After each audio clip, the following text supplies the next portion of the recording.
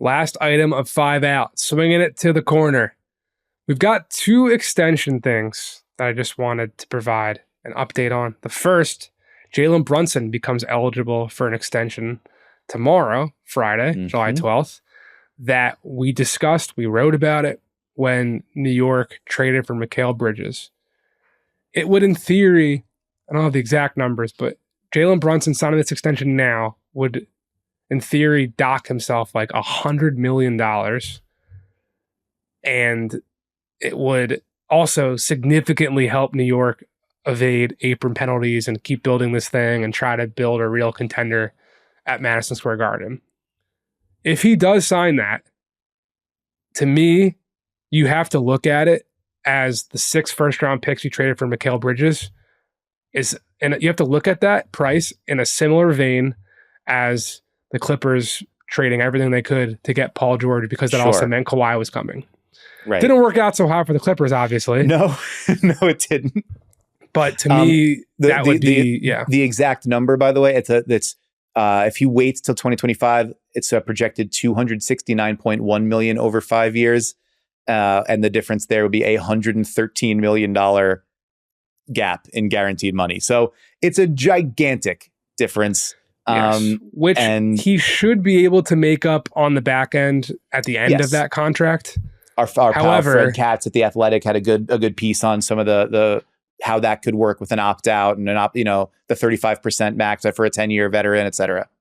Yeah. So I'm just saying, I think there's a real chance this dude takes that quote unquote pay cut because all he wants to do is win. That's been the narrative around him, and it's been real throughout his entire, back to Villanova and high school and whatever. So I think that's a very real possibility. And I do wonder if in this Kawhi, Paul George, the Clippers were definitely not lowballing, but going below his max in all of his negotiations. He then goes, gets a max in Philly. LeBron talking about flirting with taking a pay cut.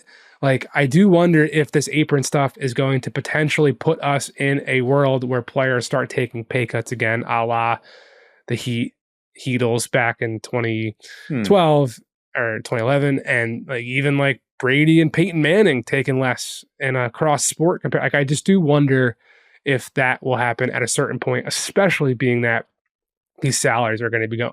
What's the difference in $70 and $50 million? I don't know because I'm not up there, but $20 million. But in terms of actuality. No, I know. But I think it's easy for us to say that. And I think that if you are in the position where you actually have the opportunity to sign the deal that's larger, but would you pay $20 million for a ring? Probably. Yeah. I think a lot of guys probably would. I think it's an interesting point. If you're already getting 50. I think it's an interesting point. I think it wouldn't be, I wouldn't presume to tell somebody how to make that decision, especially when this is your opportunity to, generate generational wealth to a degree that few people in the world have the opportunity to do. So I wouldn't presume to. I'm not telling them not to. I'm just saying, I'm wondering if it will happen. Yeah, I think that I'm interested. I feel like the rising salaries in a new environment where I think the reports were that the $76 billion broadcast deal is basically done now, and dotting T's and crossing I's and maybe seeing if TNT can be involved in it in some way. But that is going to hit the system next year, I believe. And so you're going to start seeing 25-26. It's for 25-26. So you're going to start seeing the maximum 10% year over year raises in the salary cap, which is going to kick in for, that'll elevate the average salary. It'll elevate the max salary slots and the 30% and the 35%, all that. So maybe what that means is if you are choosing between 70 and 50, but that 50 would allow you to create more flexibility, maybe that makes it easier. Maybe the overall increase in cap space in the cap leads to a loosening of some of the restrictions in terms of there's now just more room before you hit the aprons. There's more room before you're in the tax structure. So maybe that then leaves a little bit more flexibility for teams.